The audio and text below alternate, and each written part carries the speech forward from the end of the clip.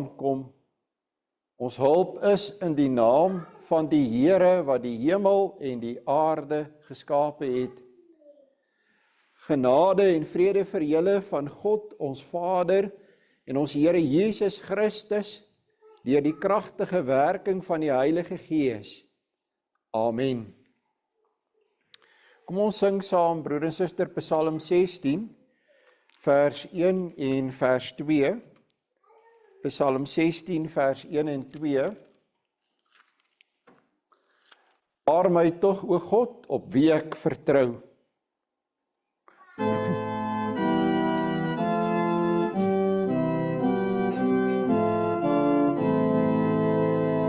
Bewaar my tog, o God, op wie ek vertrou. Ek skuil by U, my toevlug in die lewe. Daar is vir my waar die hoog aanskou. Geen voormaak is so eindeloos voor verhewe. En wie op aarde en in vrees voor Here.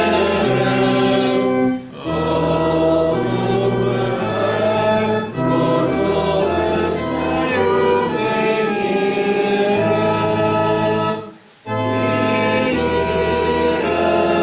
Ander volk met gaves neer, die sal homself met baie swarte pijne. Ek sal sy offers swyftig nog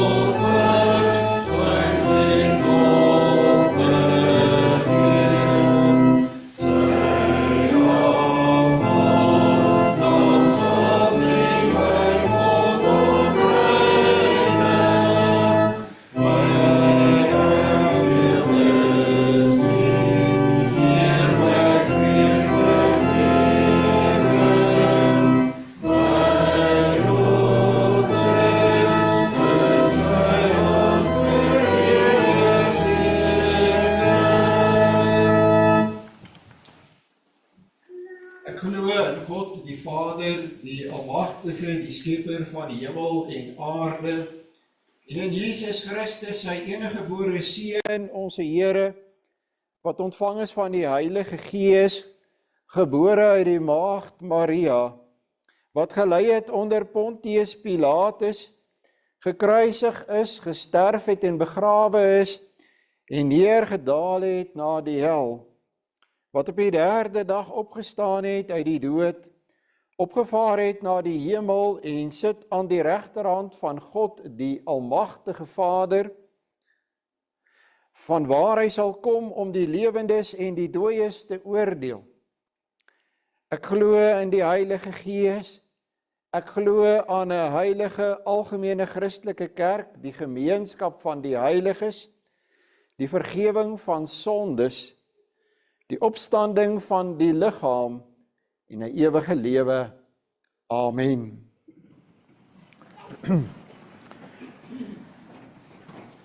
Ons luister saam na die wet van die Here uit Eksodus hoofstuk 20 vanaf vers 1. Toe het God al hierdie gebooie aangekondig: Ek is die Here jou God wat jou uit Egipte, uit die plek van slawerny bevry het. Jy mag naasby geen ander gode hê nie. Jy mag nie vir jou 'n beeld of enige afbeelding maak van wat in die hemel daarbo of op die aarde hieronder of in die water onder die aarde is nie. Jy mag hulle nie vereer of dien nie, want ek, die Here jou God, eis onverdeelde trou aan my. Ek reken selfs die kinders die sondes van hulle vaders toe, selfs tot in die 3de en 4de geslag van die wat my haat. Maar ek betoon my liefde tot aan die 1000ste geslag van die wat my lief het en my gebooie gehoorsaam. Jy mag die naam van die Here jou God nie misbruik nie, want die Here sal die een wat sy naam misbruik nie ongestraf laat bly nie. Sorg dat jy die Sabbatdag heilig hou, 6 dae moet jy werk en alles doen wat jy moet, maar die 7de dag is die Sabbat van die Here.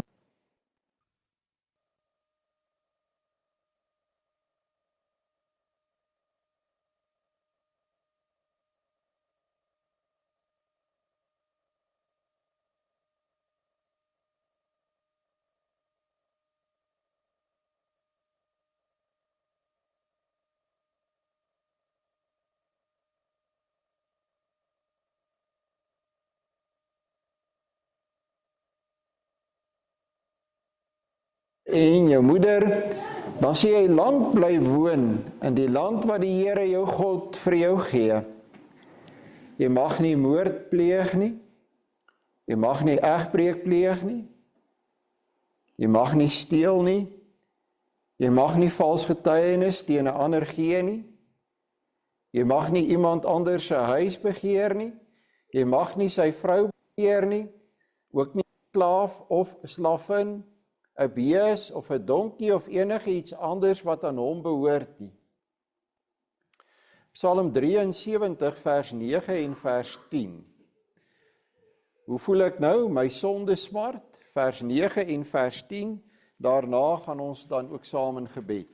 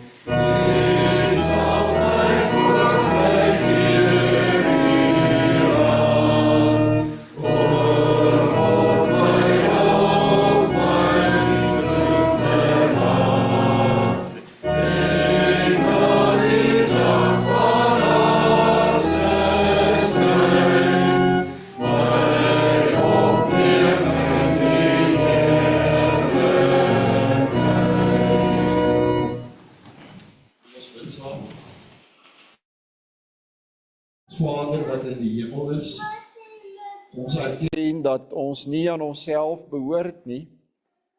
Ons erken wel ook teenoor U dat daar tye in ons lewe is, wat ons teenoor U sondig deur te dink, dat ons op ons eie bene kan staan en aan onsself kan behoort. Dit is tye in ons lewe wat ons lewe asof alles om ons draai, en of asof niemand anders te belangrik is nie.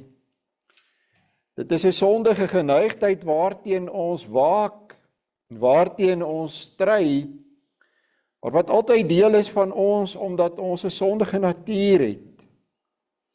Hemelse Vader, ons kom vanoggend voor U, en ons bely teenoor U, dat ons met liggaam en siel, in lewe en in sterwe nie aan onsself behoort nie.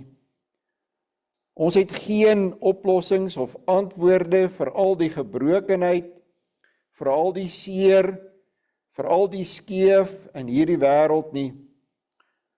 Ons het eintlik beheer van absoluut niks nie, en wanneer ons die beheer van ons eie lewe probeer neem, dan veroorsaak ons net 'n groot klomp skade. Ons leer nie, want ons van tyd tot tyd is ons geneig om weer te probeer beheer neem van ons lewens. Maar U is genadig en stuur die Heilige Gees wat ons teruglei tot die besef dat daar nie 'n toekoms is in die gedagte dat ons op ons eie bene kan staan nie. Nee, die enigste en absoluut enigste hoop wat daar vir ons as mense is ons Here Jesus Christus en om aan Hom te behoort. Dankie Here vir die enigste troos wat ons onderhou, wat ons deur die lewe dra. Dit beteken nie net nie, dit is werklik ons kragtige troos. Ons dank en prys U dat Christus al ons sondes ten volle met sy kosbare bloed versoen het en ons bevry het uit die tirannieke en wrede oorheersing van die duiwel. Ons sien die oneindige lyding wat hy in die lewe van mense veroorsaak, die duiwel, wanneer hy 'n greep in mense se lewe kry. Dan is ek dankbaar dat U ons van hom verlos het. Ons rus in die waarheid dat U so vaak oor ons waak. Nie eers 'n haar van ons hoofde val sonder dat U dit wil nie. In werklikheid moet alles tot ons verlossing meewerk. Ons glo dat U as 'n goeie Vader dis alles vir ons sal laat uitwerk. Omdat ons aan ons Here Jesus Christus behoort, vra ons dat U deur die Heilige Gees ons sal bly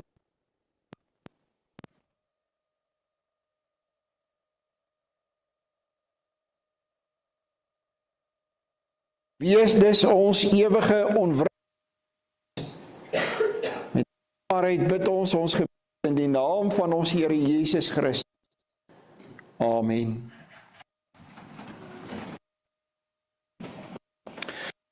Broer en suster, ons gaan saam lees uit die woord van die Here uit 2 Korintiërs hoofstuk 1 vers 3 tot vers 11. As en antwoord 1 van die Heidelbergse Katekismus en dan as fokusverse vers 3 en 4 van 2 Korintiërs hoofstuk 1.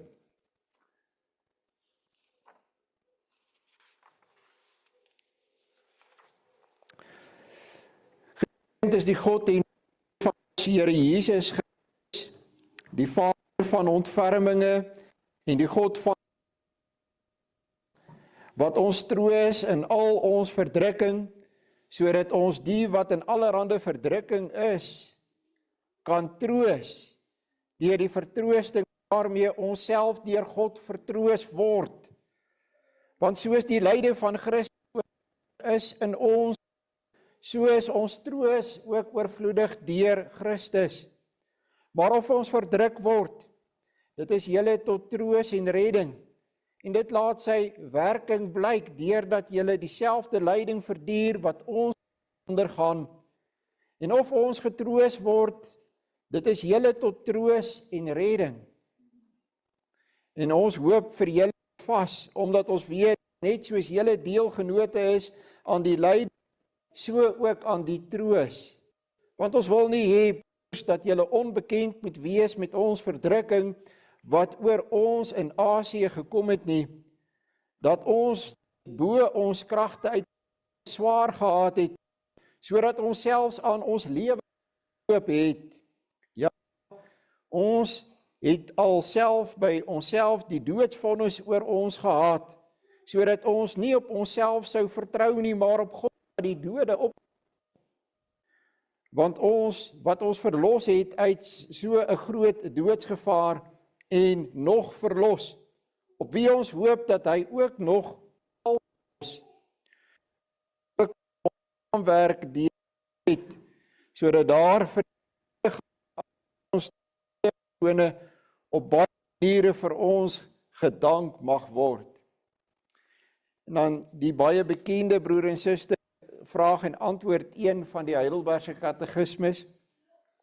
Wat is jou enigste troos in lewe en in sterwe? Dat ek met liggaam en siel in lewe en in sterwe nie aan myself nie, maar aan my getroue verlosser Jesus Christus behoort. Hy het met sy kosbare bloed vir al my sondes ten volle betaal en my uit alle heerskappy van die duiwel los. Hy bewaar my op so 'n wyse dat sonder die wil van my hemelse Vader geen haar van my kan val nie. Alles moet inderdaad tot my saligheid dien. En verseker hy ook die Gees en maak hy my van harte gewillig en bereid om voortaan vir hom te lewe. Dan daar die eerste woorde, broer en suster, het u baie duidelik gesien, hoe mooi dit aansluit by vraag en antwoord 1. Geseënd is die God en Vader van ons Here Jesus Christus, die Vader van verminge en die God van alle vertroosting, wat ons troos in al ons verdrukking, sodat ons die wat in allerhande verdrukking is, kan troos, deur die vertroosting waarmee ons self deur God getroos word. Die Afrikaanse woord troos is altyd 'n probleem as jy 'n preek maak oor Sondag 1, want mense sukkel om die woord troos te verstaan in die konteks van Sondag 1. Maar jy moet eintlik onthou woord af en die Duitse trost, troos, en die woord beteken omtrent wat ons Afrikaanse woord beteken, maar troos is nie 'n sagte kombersie nie. As 'n kind klein is, het 'n babietjie baie keer 'n spesiale doek of 'n kombersie wat die persoon met hom saam dra, wat ma weet moet saamgaan. Wanneer iemand by 40 of 50 jaar oud is en die persoon het nog steeds 'n kombersie, dan dink jy daar's 'n fout. Nou hierdie trost of hierdie troos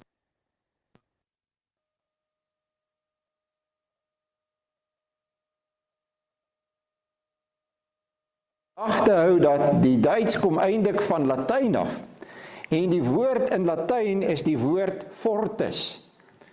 Weet jy wat beteken fortis? Fortis beteken krag. Skielik gee vir jou heeltemal 'n ander perspektief op hierdie woord troos. Troos, trost, fortis. Dit beteken agter die woord wat ons gebruik hier in die teks. Want onthou nou, oorspronklik was die katekismes geskryf in Latyn en geskryf in Duits.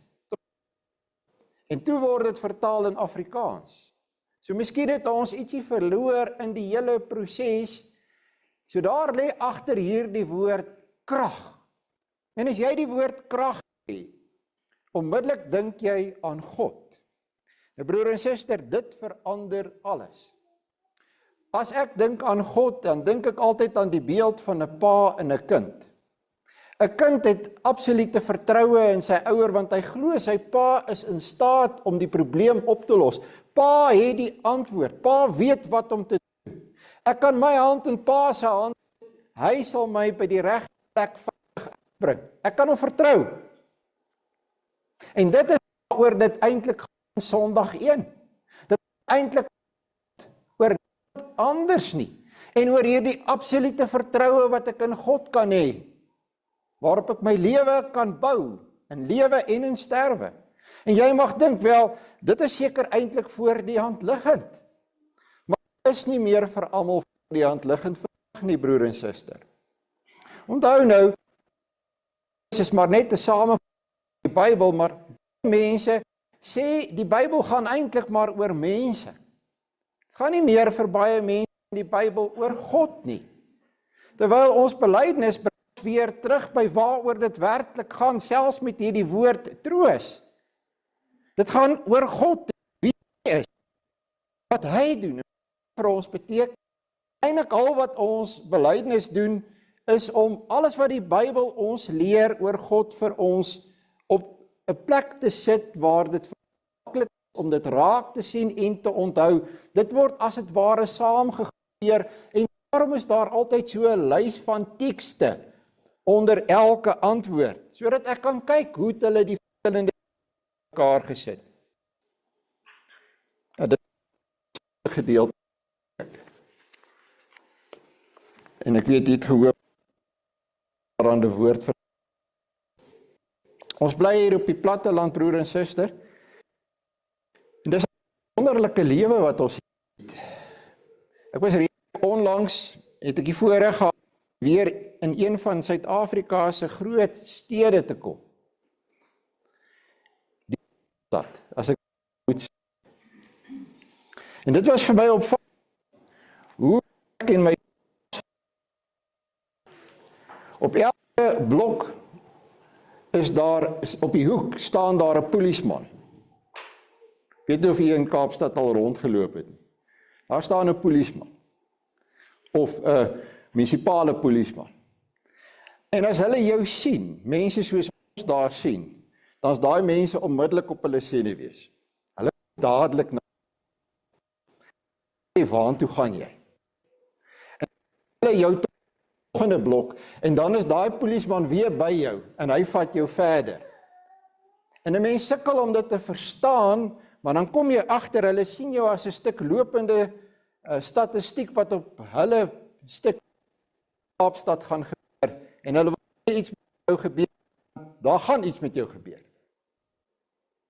'n Mens besef die dinge nie, want jy dink jy's in Suid-Afrika, jy kan maar vrylik hier rond beweeg, maar soos wat jy loop, dan sien jy maar, hier lê iemand met die spuitnaalde in sy arm. Hy doen dit openlik. Daar is iemand om saam met 'n vrou van die nag in 'n hotel in te stap. Dis algemeen. As jy in die huis is, en ons het nie gebly in 'n plek waar daar vloeie in die bed was nie, dan ruik jy die dagga. En dit so. Dis Kaapstad. Dit is nie Kamsbaai nie, soos daar ook.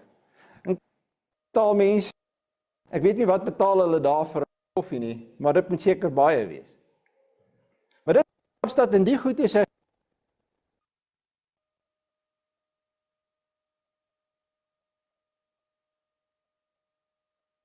anderste in Heilbron, broer en suster, as jy daar in Kerkstraat deur die dorp beweeg, of in Pleinstraat, en jy kyk na die mense wat daar lê, het jy sien jy hulle raak, lyk maar vir my baie soos Kaapstad. Mense wat half geklee is, hier's een tragiese vrou, wat amper nie klere aan haar lyf het nie, dis dieselfde daar. Jy kan elke daar kry, kan dit daar gaan koop, hulle is almal daar, soos in Kaapstad. Dis dieselfde wreedheid, dieselfde ongevaarheid, dieselfde stikkend, dieselfde brokenheid. Ons het net nie 'n polisieman op elke hoek nie. En dit is Suid-Afrika lyk, dis hoe die wêreld lyk. Die stikkend van die wêreld, en wat gaan van hierdie wêreld word as jy so rondloop en jy sien al hierdie dinge? En dan kom Sondag 1 van ons belydenis en sê, maar daar is 'n kragtige oplossing. Daar is 'n kragtige woord wat deur hierdie land weer klink. Daar is deur die wêreld deur klink. Daar is 'n troos.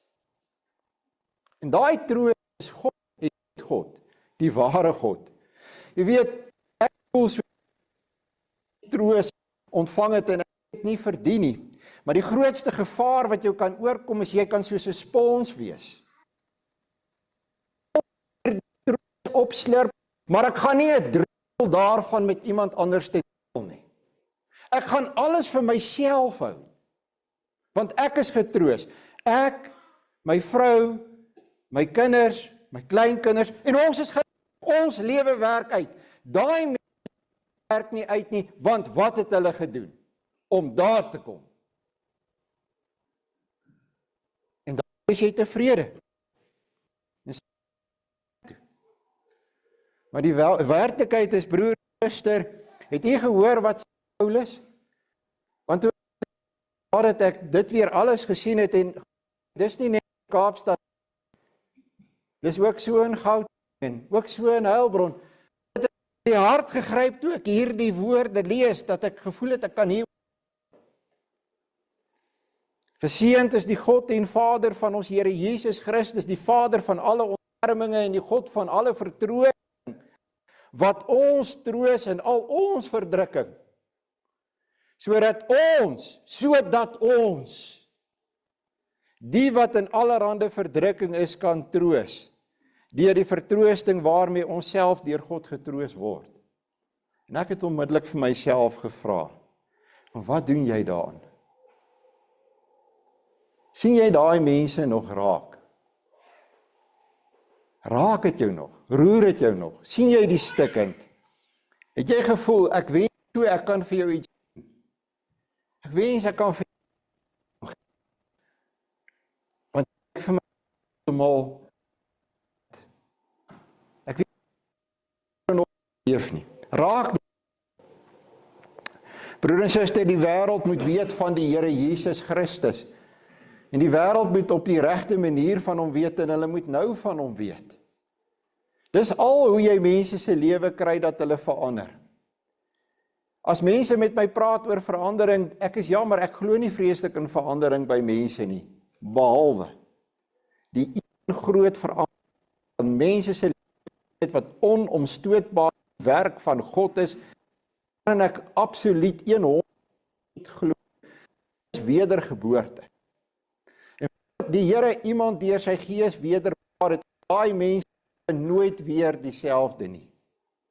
Of dit spuitnaalde is wat uit arms verdwyn en of dit is wat weer met waardigheid begin leef, die Here kan dit doen. En dit gebeur. Gebruik die kerk en gebruik ons om hierdie evangelie van Jesus Christus te al die nood en ellende in die wêreld. U sien bring hoop.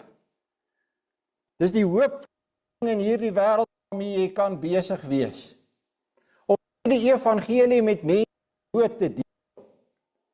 Sendingwerk bring nuwe lewe. As kering in 'n huis kom, dan verander die hele huis. Dis die antwoord wat ons soek. Dit is so omdat mense bevry word uit die duiwel. Daar die bergie, 'n berg is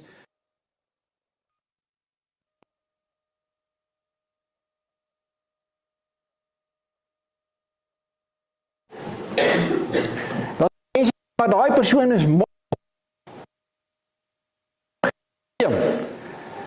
Is dit die duiwel kloue diep in 'n mens se lewe ingeslaan het en 'n mens verniel en verwoes soos die besetene van Gadara nie.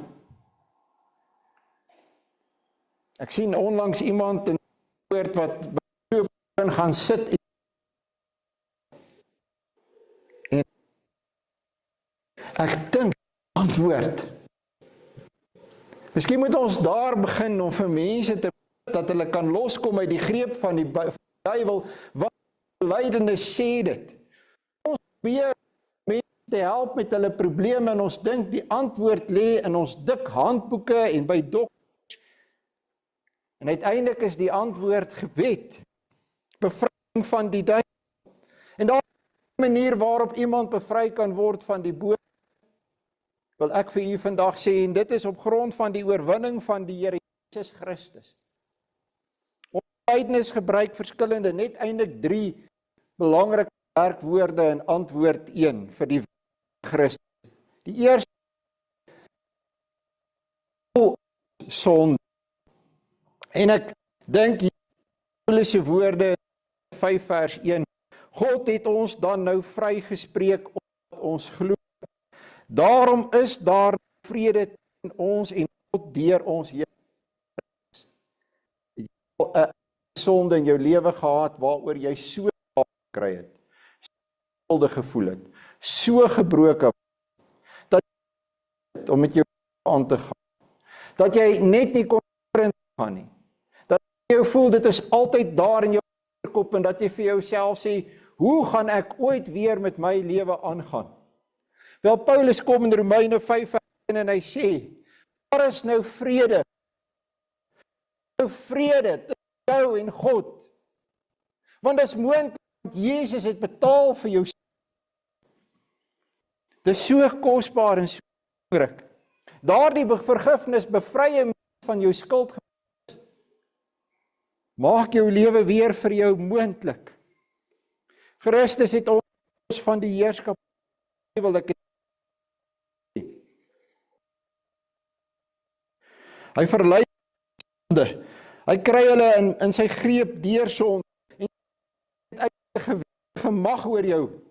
Of nou is dat jy net koop en jouself kan keer nie. Altyd iets soek na die ekstatiese oomblik van die volgende.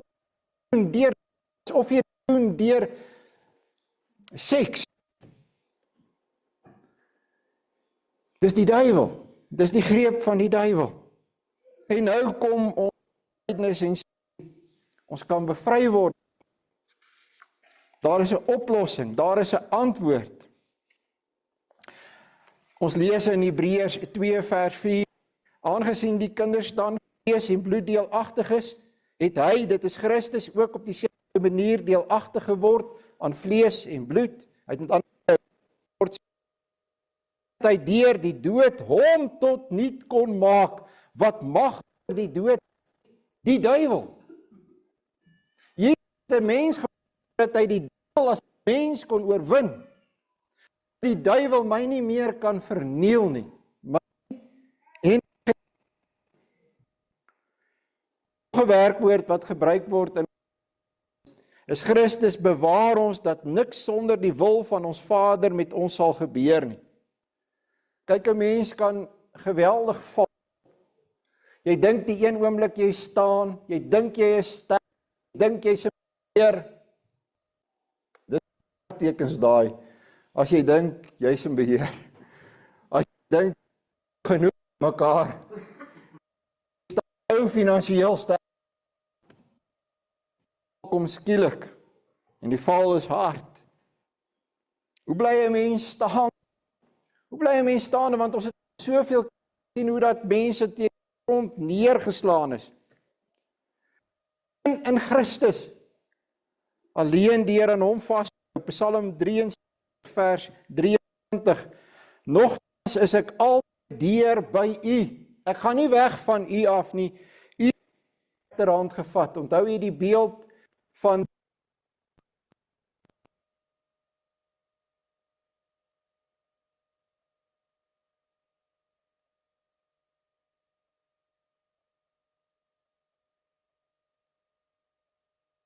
weet nie weer of jy jou pad terug sal kry nie, broer en suster.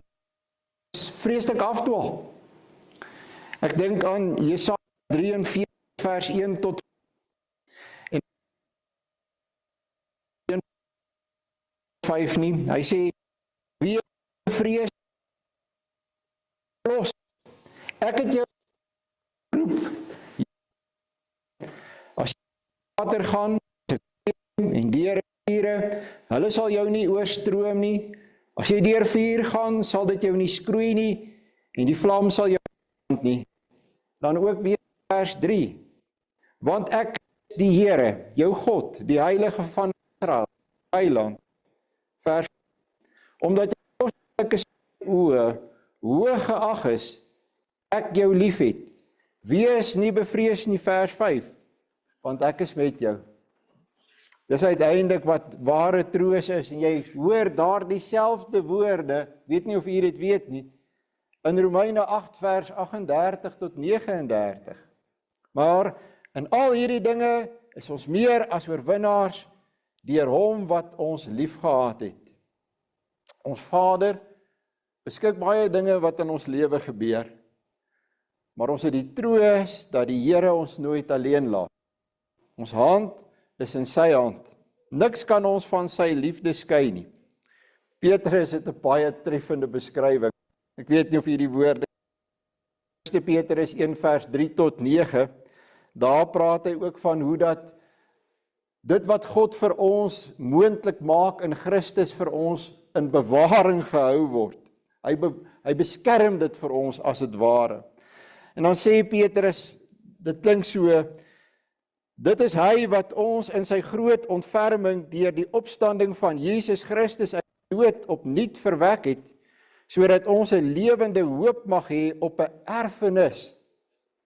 Op 'n erfenis wat nooit vergaan, besmet word of verwelk nie, en wat in die hemel vir julle in bewaring gehou word. Dan bietjie verder aan, deur die krag van God bewaar word vir die verlossing wat gereed is om in die eindtyd geopenbaar te word. Hoe gaan ek in die hemel kom? Ek is dan so swak en so gebroken.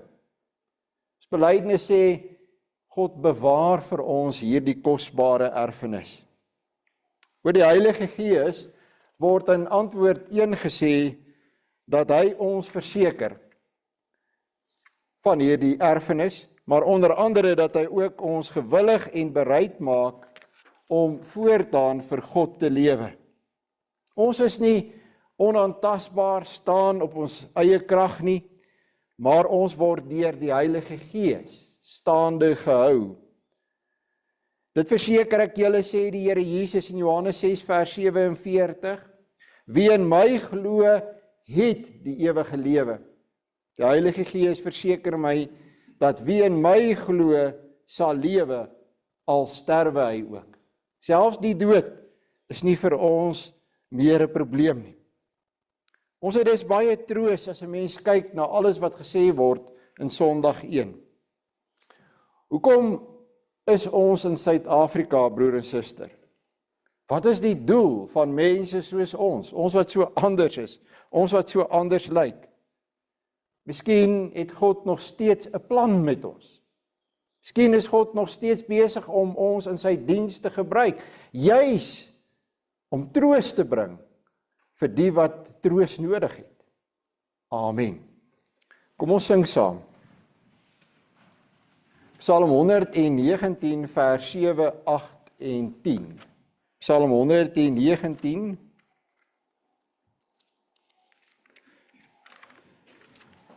Help my Heer dat ek kan lewe. Oh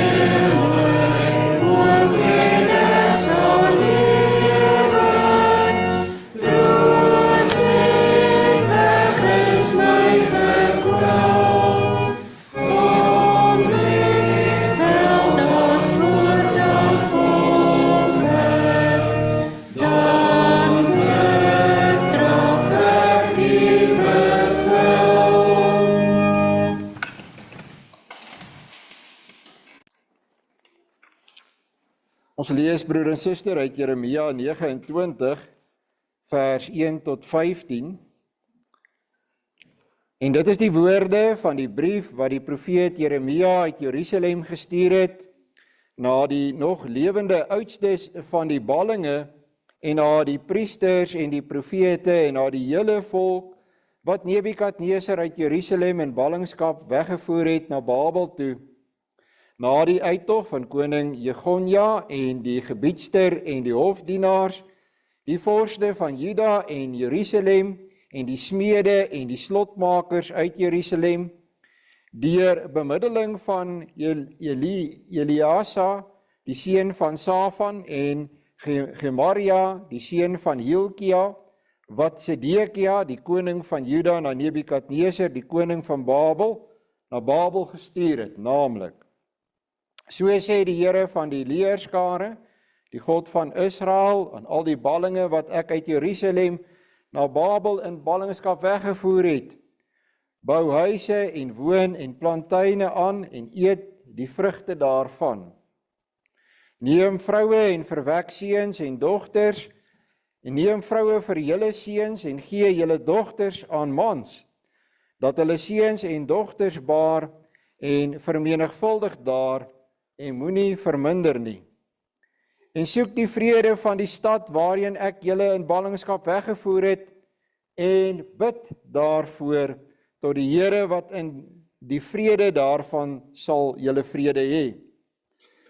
Want so spreek die Here van die leerskare, die God van Israel, laat julle profete en julle waarsêers wat onder julle is, julle nie bedrieg nie, en luister nie na julle dromers vir wie julle laat droom nie, want hulle profeteer vir julle vals in my naam, ek het hulle nie gestuur nie, spreek die Here. Want so sê die Here, as eers 70 jaar vir Babel verby is, sal ek op julle ag gee en aan julle my goeie woord vervul om julle na hierdie plek terug te bring. Want ek weet watter gedagtes ek aangaande julle koester, spreek die Here, gedagtes van vrede en nie van onheil nie, om julle 'n hoopvolle toekoms te gee. Dan sal julle my aanroep en heen gaan en tot my bid, en ek sal na julle luister, en julle sal my soek, en vind as julle na my vra, met julle hele hart. En ek sal my deur julle laat vind, spreek die Here, en julle lot verander, en julle versamel uit al die nasies en uit al die plekke, waarin ek julle verdryf het, spreek die Here. En ek sal julle terugbring na die plek van waar ek julle in ballingskap weggevoer het. Kyk na vers 11, broer, ek weet watter gedagtes ek aangaande julle koester, en nie van toekoms te gee. Hoeveel dinge moet jy hier salig te lewe en te sterwe? 3 dinge, ten eerste, hoe groot my sonde en ellende is. Ten tweede, hoe ek van my sondes en ellende los. En vir verlossing moet dankbaar wees. Die struktuur van die christelike lewe. Dit is eintlik die struktuur of die orde van die Christelike lewe. Nou, dit is nogal verbasend belangrik, broer en suster, en dit laat jou heeltemal anders te lyk. Ek het gedink dit is ons klere wat ons so anders laat lyk het, daar in die moederstad.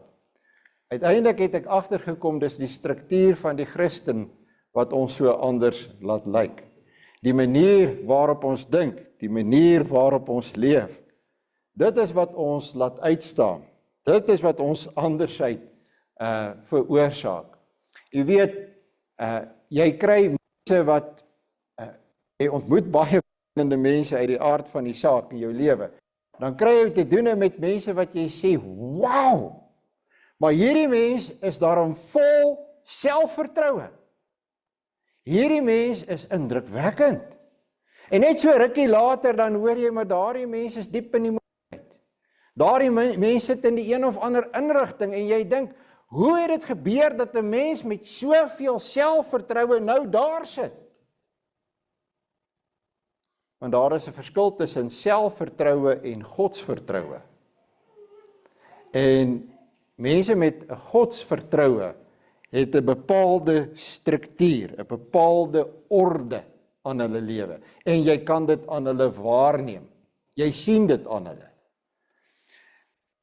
Suster, die struktuur van ons Christelike lewe is nie gebaseer op leuns nie, maar op die waarheid dat God ons alles is.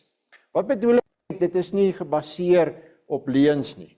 Kyk, die wêreld werk met die leuen, dat jy met daardie kindjie wat jy vashou, moet jy groot maak dat daai kindjie vol selfvertroue is. Dat daardie kindjie uiteindelik 'n mens is wat dink dat hy of sy is in staat om enigiets te word in die wêreld. En enigiets te doen. En hulle gaan die generasie wees wat ons Mars toe vat en verby Mars en al ons probleme gaan oplos. En dan word hulle klein, onhebelike terroriste. En die wêreld wonder, hoekom sit ons met mense wat nie wil werk nie, mense wat nie 'n bydrae wil maak tot die gemeenskap nie, mense wat groot mense word, wat net vir hulle self wil leef, wat wil rondry in hulle fancy karre, wat dink dat hulle net op hulle self aangewese is en op hulle eie krag. Hoe het dit gebeur? Maar jy het hulle van kleins af groot gemaak en jy het vir hulle vertel hoe fantasties is hulle. Jy het nooit vir hulle die waarheid vertel. En op 'n dag, dan doen hulle iets verskriklik en jy moet skool toe gaan. En jy moet hulle 'n pak slaag gee in die hoof se kantoor oor dit wat hulle gedoen het. En dan wonder jy, hoe gebeur dit? En dit gebeur redelik baie. Jy sal verbaas wees om te weet hoeveel keer gebeur dit. Hoe gebeur dit? Dit gebeur, broer en suster, want ons maak ons kinders groot met selfvertroue in plaas van godsvertroue. En ek gee dit vir daardie pa wat net daar en dan daardie kind 'n pak slaag gee. En ek gee dit vir 'n hoof wat sê, gee hom 'n pak slaag sommer net hier in die kantoor en die saak is afgehandel. En kinders moet 'n pak slaag kan vat. En daar is niks meer verkeerd nie. Dis nie iets onbybels nie. Wees maar baie versigtig vir 'n land se wette wat uiteindelik ons by die punt wil bring dat 'n kind nie meer getuig mag word deur sy ouers nie. Dat die ouers moet bang wees vir die kinders, want die kinders het die hef in die hand. En die kinders kan polisiestasie toe gaan. En hulle kan die ouers gaan aankla. Alles is omgedraai. En dis tipies van die duiwel. En hoekom die duiwel hierdie wêreld en ook ons land breek soos wat hy hom breek? Hoekom ons land so is soos wat hy is? Jy het dit nodig, broer en suster, orde en struktuur. Nou kan die jong mense dalk dink, kyk, hierdie preek dink ek is die een preek wat ek moet luister, want my ma praat die hele tyd met my oor my kamer en oor my kas en hoe nodig ek orde en struktuur in my lewe het en dat ek gaan nêrens in die lewe kom as ek nie begin om orde en struktuur in my lewe te kry nie. So ek dink vandag moet ek luister na wat die predikant sê, want dit waarborg sukses. Orde en struktuur, maar dit is nie heeltemal dieselfde orde en struktuur wat ons hiervan praat nie.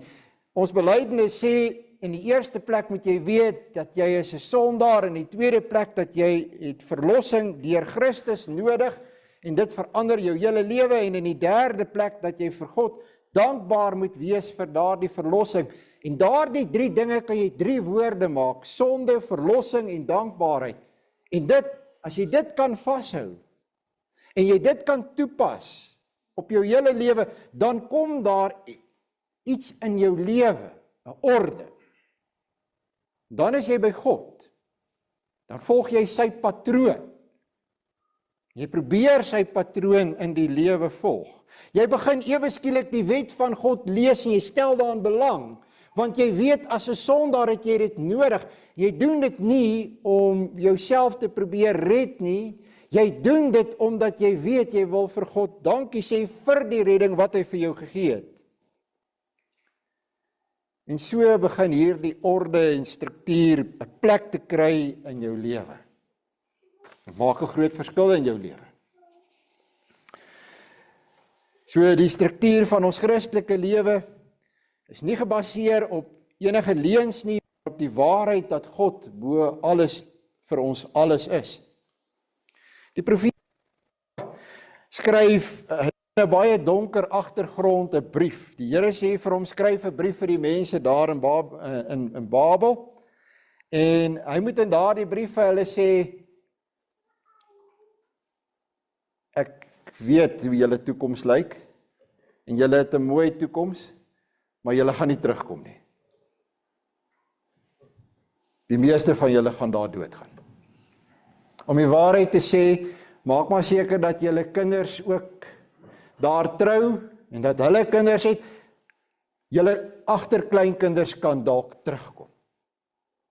Of sal terugkom. Maar julle gaan nie terugkom nie. En daar's 'n klomp vals profete, wat vir hulle die teendeel sê. Die vals profete is soos Anania, en hulle verkondig eintlik aan hierdie mense voorspoedsteologie. Hulle sê vir hulle, daar's nie 'n probleem, julle is binnekort terug. Mense soos Daniël is een van die dae terug. Al die vaardige mense, die slotmakers, die smede, die geleerdes, hulle is binnekort terug. Niks is verkeerd nie, moenie bekommerd wees nie, alles gaan uitwerk. En Jeremia sê vir hulle, vergeet dit.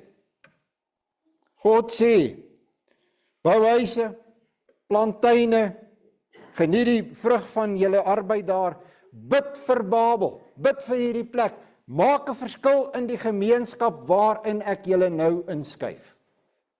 Maak 'n verskil daar, bid daar, en bid vir daai gemeenskap. En ek dink dis 'n radikale, belangrike boodskap vir ons in Suid-Afrika. Ek kan net sien, broer en suster, hoe dat dit ons denkwyse behoort te beïnvloed. Ons wat in Suid-Afrika agtergebly het. Want blykbaar is 1 miljoen van ons mense al weg. Ek weet nie, ek het hulle nie getel, maar dis baie. Ons almal ken mense wat weg is. Maar daar's van ons wat agtergebly het, so wat nou? Jy het gehoor wat sê ek, hoe lyk die stede? En weet jy, dit terwyl Jan van Riebeeck daar staan en kyk, en Maria van Riebeeck. En weet julle wat het Jan van Riebeeck in sy dagboek geskryf? Hy het gesê, Here, ek glo U het 'n plan vir hierdie mense wat hier moes kom na die suidpunt van Afrika toe. Gee dat hulle altyd hierdie godsdiens wat die gereformeerde godsdiens is sal vashou en dat hulle hierdie evangelie lig sal versprei en sal deel met ander mense, dat hulle nie sponse sal wees van die troos nie, maar dat hulle die troos sal laat voortdruppel na ander mense se lewe toe, sodat ander mense daardeur aangeraak kan word. En vir 30 jaar is ons nou al in ballingskap. Jy weet nie, jy kan sê, die land lyk vreeslik. 30 jaar terug het mense nie met naalde op straat in hulle arms gelê nie. Mense het nie kaal op straat rondgeloop nie. Dit was nie nodig vir 'n polisieman op elke straathoek nie. Jy kan dit alles sê, en jy kan vingers wys, maar wat van my en van jou? Wat 'n verskil het ek en jy gebring in hierdie wêreld, in hierdie land wat duidelik sonder troos is? Het ons die troos met ander gedeel? Ja, Jeremia gebruik die woord uiteindelik shalom, vrede. Dat daar vrede kan wees, dat daar harmonie kan wees, dat dit kan goed gaan. Sonde, broer en suster, as jy jouself aan sonde oorgee, breek dit jou lewe heeltemal. Kom ons keer terug na ons jong mense toe vir 'n oomblik. As ouers jou bel en sê ek kan nie meer nie. Ek sê vir jou, ek gaan hierdie kind vermoor. Kyk hoe lyk hy kamer. Dis vuil. Dit stink. Dis naar. Die kind is absoluut bandeloos. Dis opvallend dat Prof Paul de Bruin, wanneer hy skryf oor Sondag 1, sê, 'n kenmerk van hierdie vervalle wees in sonde is bandeloosheid. Geen reël. Geen respek vir pa en ma nie. Glad nie luister nie. Weet jy wat sê, julle kinders, weet jy wat sê daai kamer van jou? Ek het geen orde nie. Ek het geen struktuur nie. Weet jy wat beteken dit? As dit so lyk. Dit beteken eintlik iets anders. Wat nog erger is. Waar is God in 'n mens se lewe? Waar dit so lyk. As jy nie eers kan opstaan in die oggend en jou eie bed opmaak nie. As jy nie eers jou eie klere kan was of pak in 'n kas nie. As jy nie eens kan opdaag op tyd by werk nie. Maar jy hou aan jouself die troos voor dat jy is 'n Christen. Jy het God lief en jy dien God. Is dit nie dan eintlik 'n leuen nie? En die waarheid is dat die katekismes kom tot ons en sê, maak regtig jou oë oop. Nie net as jy op straat rondloop nie, maar maak jou oë oop in jou eie huis. Jy weet, jy vra vir daardie jong mens, hoekom is dit so? Wat is fout? Wat sou jy sê is jou groot sonde? Nee, ek dink by groot sonde is ek vloek dalk.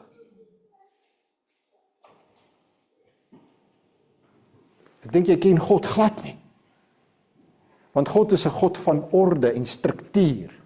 Ek dink jy ken nie hierdie patroon nie. En mense het so sielkundig en so korrek geword, dat hulle wil nie meer met kinders praat oor sonde, verlossing en dankbaarheid nie, want ons is nou so slim. Ons het so gevorder, ons het so ontwikkel, ons het nie meer hierdie ou dokumentjie, die Heidelbergse katekismes nodig nie. Ons is moderne, ontwikkelde mense. Maar dis hoe die ontwikkeling lyk. Maar dit lyk vir my, dis die ontwikkeling in die verkeerde rigting. Het gaan nie beter nie. En dit is die toekoms.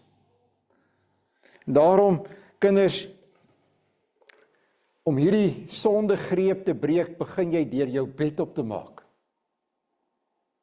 En dit te doen voordat jou pa of jou ma dit vir jou vra. En jy begin op te daag op tyd.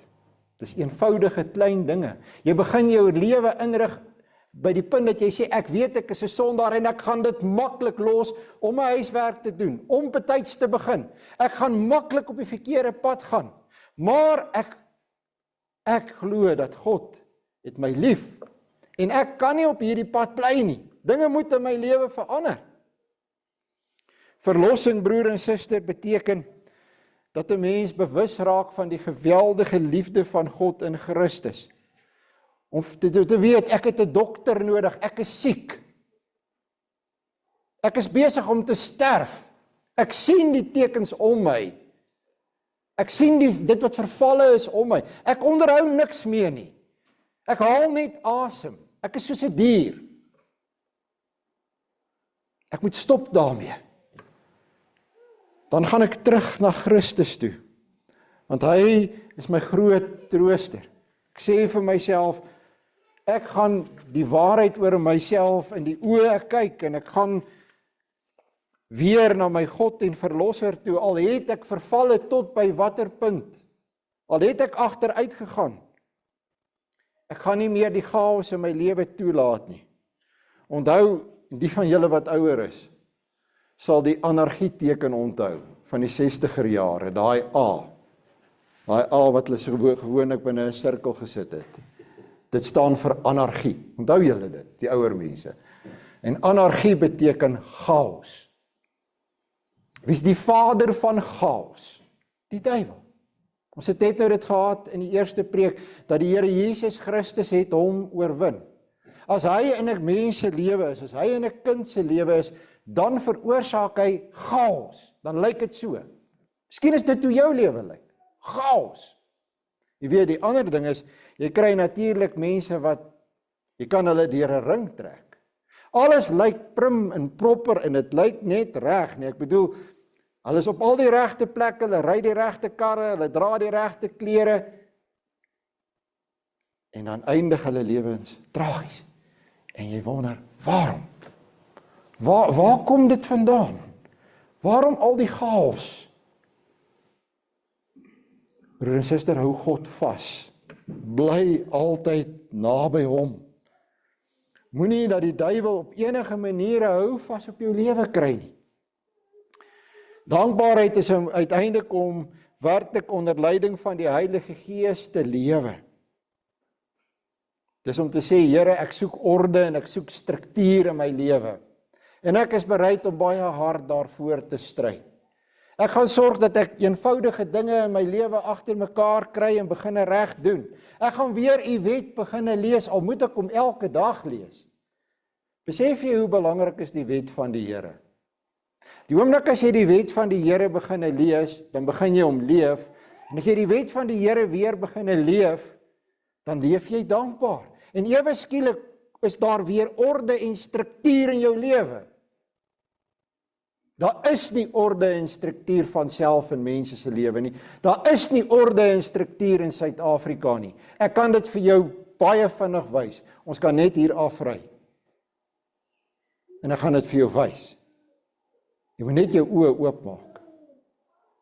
En dis nog erger in die groot stede. Dis in die openbare skole, oral in Gauteng kan jy dit duidelik sien. Orde en struktuur is vervang met chaos. Keer terug na God toe, keer terug na sy woord toe, keer terug na sy wet toe. Kry orde en struktuur in jou lewe deur dood eenvoudig hierdie patroon van God te volg. Sonde, wees verseker jy is 'n sondaar. Verlossing is alleen moontlik in Christus. En dankbaarheid. En kry 'n plan vir dankbaarheid. Moenie net daaroor praat nie. Ons is 'n klomp prim en proper mense, broer en suster. As jy vir mense vra oor ons as gereformeerdes, dan sê hulle, dis 'n klomp prim en proper mense. Hulle bedoel daarmee, ons lyk op 'n sekere manier en ons doen goed op 'n sekere manier en dit is baie ordelik. Weet jy wat 'n genade is orde? Die feit dat julle almal daar sit en stil bly en luister. Niemand sit en slaap nie. Dat julle moeite doen. Dis deel van die orde. Dat julle sekere dinge op sekere tye doen, dis orde. Weet jy wat 'n genade is dit? Want dit is nie oral nie. Dit is baie wanordelik daar buite. Ek sê niks oor ander kerk en ek praat oor ons, oor prim en proper. Maar weet jy wat het ek ook besef nadat ek hierdie preek geskryf het? Dat prim en proper mense is ook nodig om weer orde te bring in 'n land waar daar chaos is. Ons het 'n plek. Ons het 'n roeping. Ons is vir 'n rede hier. Daarom het God ons hier gesit, ook in ons eie dorp. Amen. Voordat ons die dankgebed doen, wil ek net vir Cassie ook ontslag gee. Cassie, as jy dalk net vir 'n oomblik sal opstaan asseblief. Broer en suster, ek is nie seker hoe lank Cassie nou gedien het as 'n ouderlingie, maar Cassie dien maar met reëlmaat en ons het 'n groot begrip vir die probleem, dit affekteer sy gesondheid baie nadelig. Cassie is altyd getrou ook in sy amptswerk en hy het ook op baie ander terreine gedien wat hy die kerkraad gehelp het. So Cassie, ons gee vir jou eervolle ontslag en ons bid dat die Here jou ook sal seën, ook op die herstelpad wat vir jou voorlê. As jy die operasie ondergaan het, mag die Here julle werklik ook seën vir jou en vir Annabie. Baie dankie, Cassie. Geliefde broer en suster, kom ons dank saam.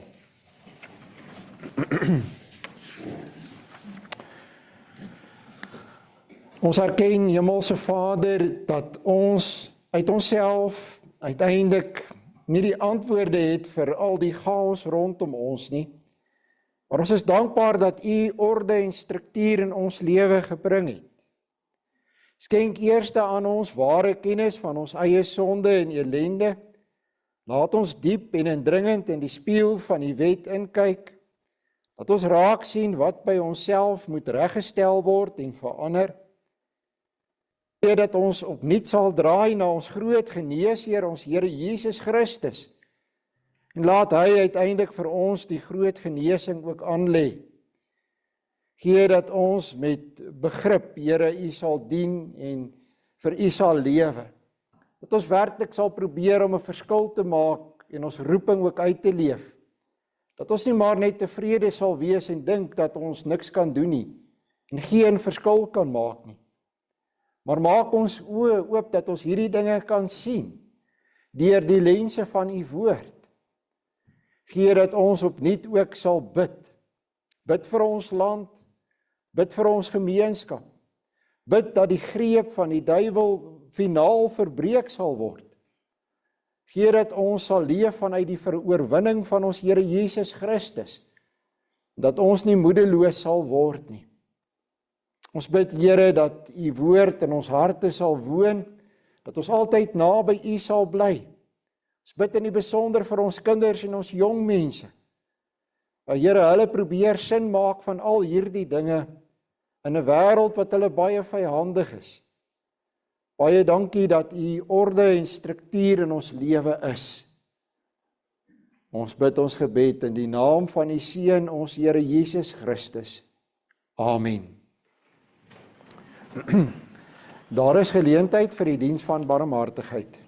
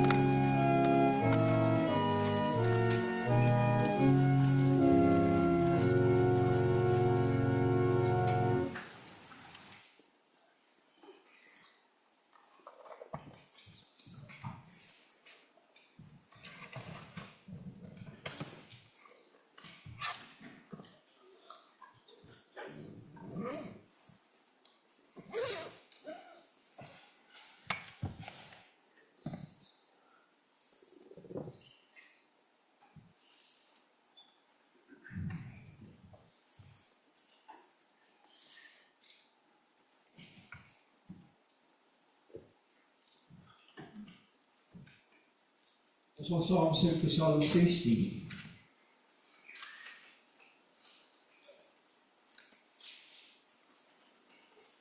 Psalm 16 vers 3 tot vers 5. Psalm 16 vers 3 tot vers 5. My erfdeel is op aarde skoon vir my. Yeah.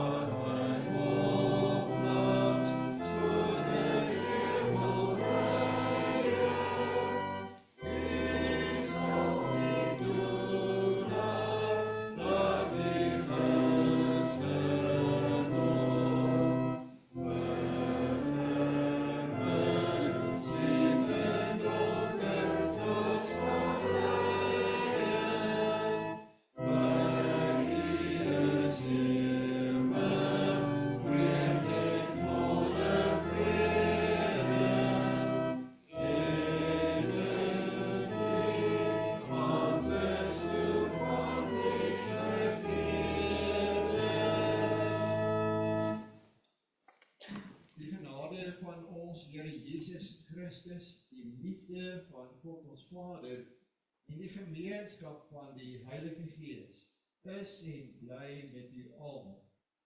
Amen.